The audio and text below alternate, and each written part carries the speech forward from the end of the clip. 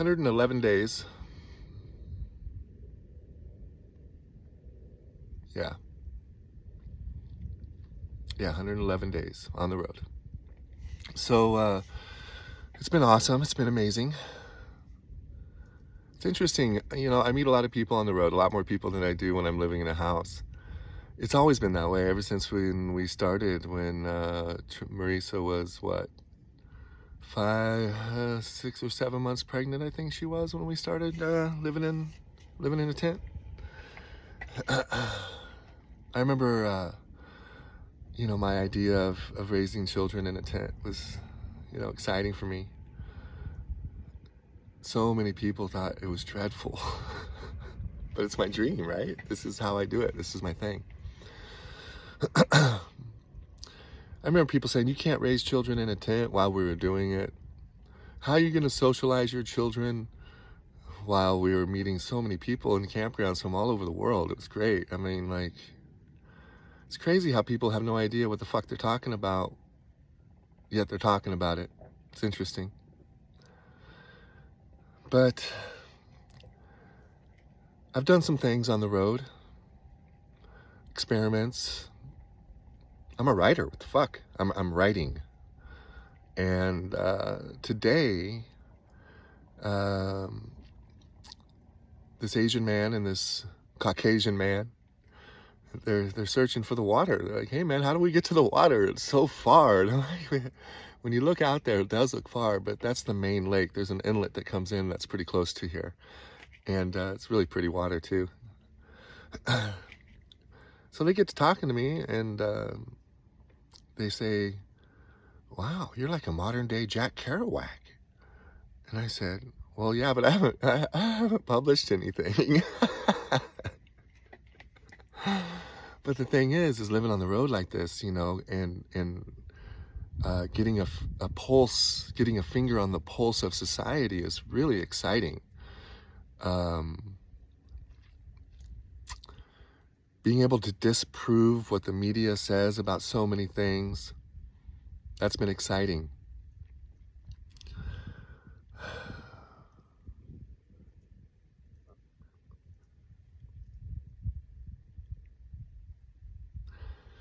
It's interesting. I was talking to the Caucasian guy, and he says, yeah, I introduced my children to camping at a young age too. And I said, that's amazing. That's really cool. I imagine that they're very positive people and they are problem solvers. And he smiled like, how did you know? He goes, yeah, totally. And I said, yeah, this lifestyle breeds. This is what it breeds. It breeds that, because the elements are relentless. We're human beings. We're animals. We don't belong caged in a fucking house. We don't belong there. I'm sorry. People may think that they belong there because they've grown so comfortable in their little creature comforts. But trust me, the excitement of living is not in a house.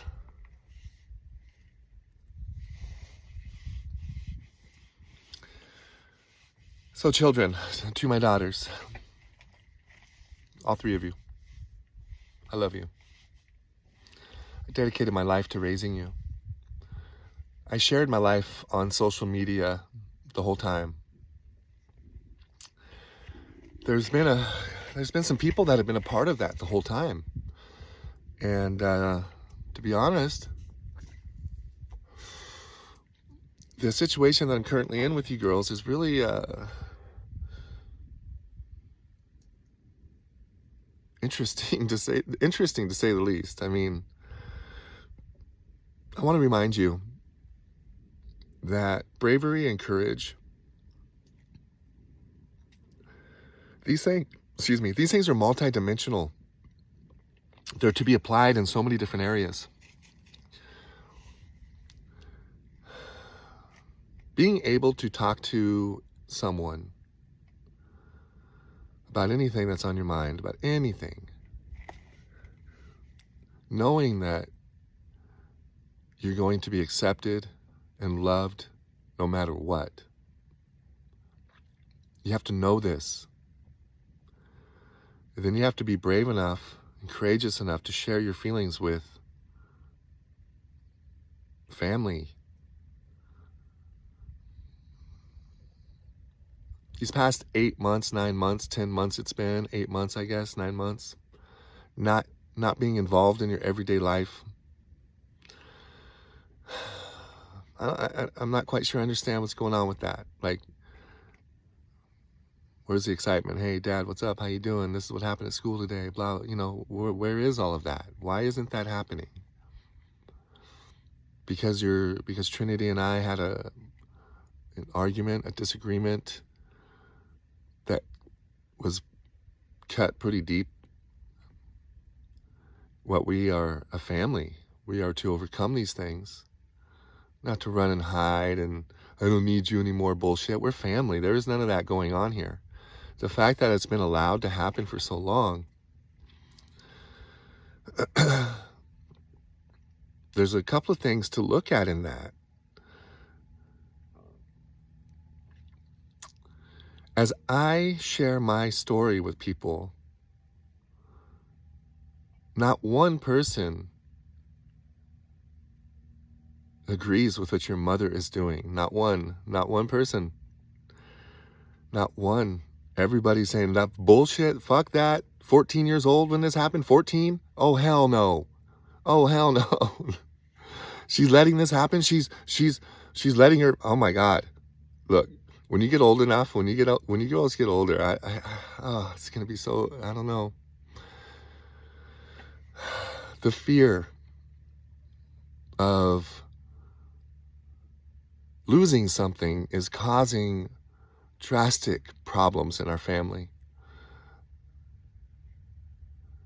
Your grandmother and your mother allowing your sister to do this it blows my mind. It's unreal. Communication is so important.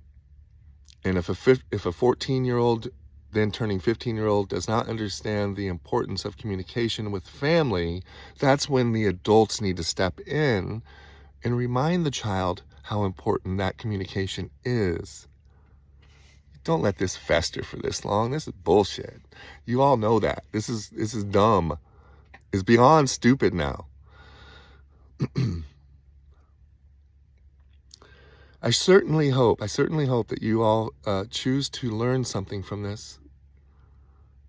Hiding behaviors doesn't help. Easy is not what life is all about. Sure, it might be easier at grandma's and mom and Grammy because, I'm a pretty strict guy in areas that people don't see. They think I spoil you girls. They're so dumb. They don't know shit. Anyway, I trust the years that I have with you in raising you, instilling things in you. I trust those things. I do. But goddamn, I raised y'all. I was there for you every fucking moment. Well, until I chose to beat the shit out of somebody that your mom was choosing to have whatever types of relations with while I was away. Beautiful. How wonderful.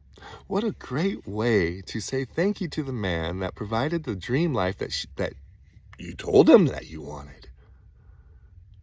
You said you wanted kids and stay at home with your kids. That's what you wanted. That's what you got. That's what we all got. And that's how. Anyway, one day, girls. We'll see. Love you.